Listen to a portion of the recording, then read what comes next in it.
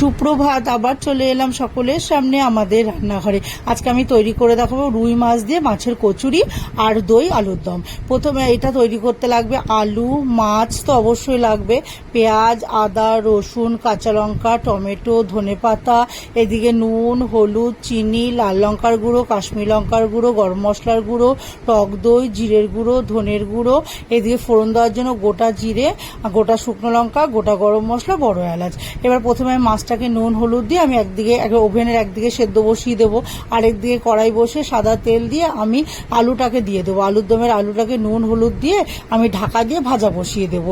এবার এটা ভাজা হতে হতে আমি আলুর দমের মশলাটা করে নেবো। তার মধ্যে একটু পেঁয়াজ, আদা, রসুন, কাঁচা লঙ্কা একসাথে আমি পেস্ট করে নেবো।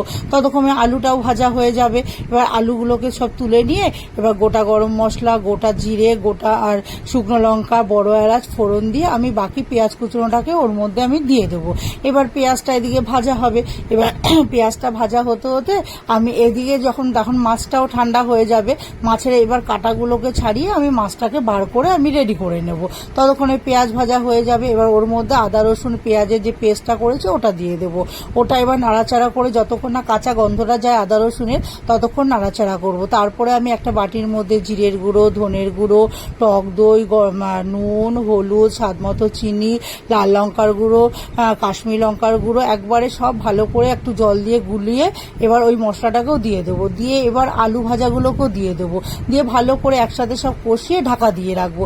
আবার কিছুক্ষণ পর ঢাকাটাকে তুলে অল্প একটু জল দিয়ে আরেকটু নাড়াচাড়া করে তারপরে আমি চেরা কাঁচা লঙ্কা আর ধনেপাতা কুচি ছড়িয়ে দিয়ে নাড়িয়ে চাড়িয়ে নামিয়ে নেবো। তাহলে আলুর দম রেডি। এবার ময়দাটাকে আগে মেখে নেবো, নুন, চিনি আর একটু সাদা তেলটা একটু বেশি দিতে হবে। দিয়ে ভালো করে একটু মেখে আমি একদম এটাকে একটুখানি রেস্টে রেখে দেবো কিছুক্ষণ। এবার ততক্ষণে আমি কচুরি পুরটাকে করে নেবো। এবার কড়াইতে তেল দিয়ে তার মধ্যে জিরে ফোড়ন দিয়ে পেঁয়াজ কুচোনো, আদা রসুন, টমেটো সব কুচোনোগুলোকে দিয়ে দেবো। দিয়ে এবার পরিমাণ মতো নুন, হলুদ, স্বাদ মতো একটু চিনি, একটু লাল লঙ্কার গুঁড়ো, একটু জিরের গুঁড়ো, গরম মশলার গুঁড়ো সব দিয়ে ভালো করে নাড়াচাড়া করে এবার মাছটাকেও দিয়ে দেবো। এবার ওটাকেও ভালো করে নাড়িয়ে চাড়িয়ে যখন মশলাটা প্রায় হয়ে আসবে তখন ওর মধ্যে এটাকে পুরটাকে একটু বাইন্ড করার জন্য ছাতু ছড়িয়ে দিয়ে নাড়িয়ে চাড়িয়ে এবার নামিয়ে নেব। এবার ততক্ষণ ময়দাটা আমার অনেকক্ষণই মেখে রেখেছি।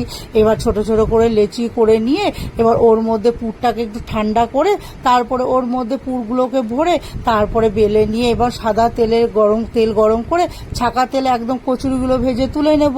নিয়ে এবার কচুরি আর আলুর দম পরিবেশন করব। তাহলেই আমার তৈরি হয়ে যাবে আমার মাছের কচুরি আর আমার দই আলুর দম।